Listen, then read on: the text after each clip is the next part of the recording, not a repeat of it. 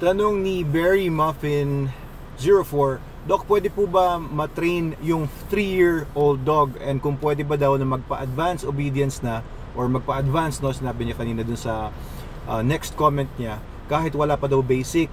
So pwede pa naman po, no. 3 years old is still a young dog, pero hindi na siya young, hindi na siya puppy.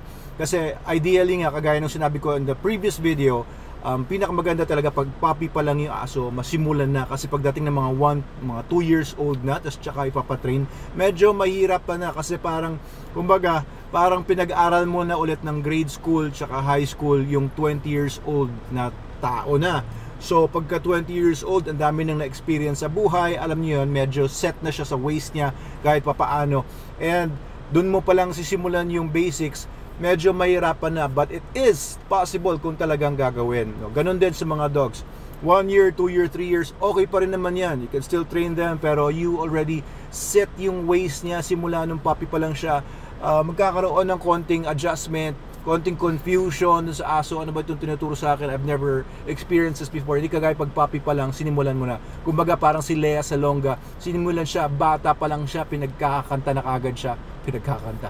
So ayun, pwede niyong simulan yung puppies ng training na, pero depende kasi sa age yun kung hanggang saan siya pwedeng bigyan ng training. Pero 3 years old, definitely pwede na siyang ipa-advance. Oo, kahit wala pa siyang basic.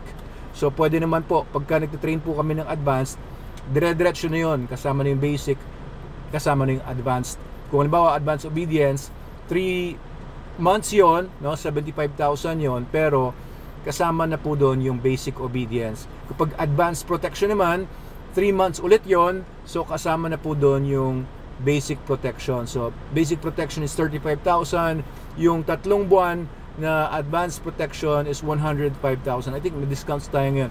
So if you want to get discounts, no, makipag-usap lang po kayo sa aming mga trainers.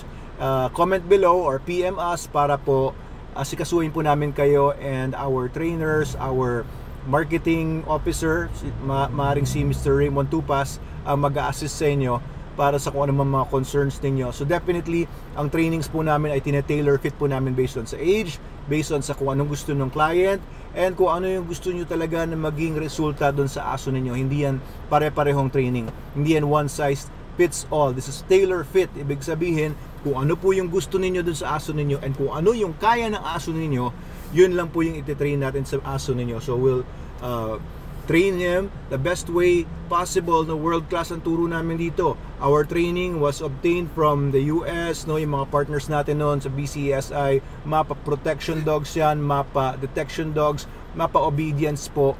World class tayo dito sa Manalo K9, the best and the biggest dog school in the Philippines. Ayan, oo. So we have a 15-hectare facility, no? Meron tayong hotel doon, meron na rin tayong resort, meron tayong restaurant and cafes doon sa Manalo City. Ayan, so yung Manalo Dog School nandun sa may west side, and yung Manalo Hotel Resort naman ay nandun sa may bandang east side and doon sa bandang south side. Okay, so please comment or PM us if you have any other inquiries tungkol sa dog training. Thank you, Miss Berry Muffin, sa inyong tanong tungkol sa training ng aso niyo. Thank you very much. Dr. Abel Manalo po ito, the Veterapreneur. Ay, teka. By the way, kung hindi pa kayo nagpa-follow ng ating page, hindi pa kayo nag-subscribe, please do so para po, ma-notify kayo, and please ring the notification bell sa mga susunod na mga videos. Kasi alam nyo, maraming nanonood sa mga videos natin, no? Libo-libo, daang libo, milyon-milyon, pero alam nyo, natagpuan namin na 97% pala ng mga nanonood sa mga videos namin hindi naman nakapollow. Baka nakalimutan nyo lang. So please follow us and share this video para doon sa mga tingin nyo makakatulong ang mga ganitong information sa kanila. Yung mga gusto rin magpa-train, please refer us. Thank you po.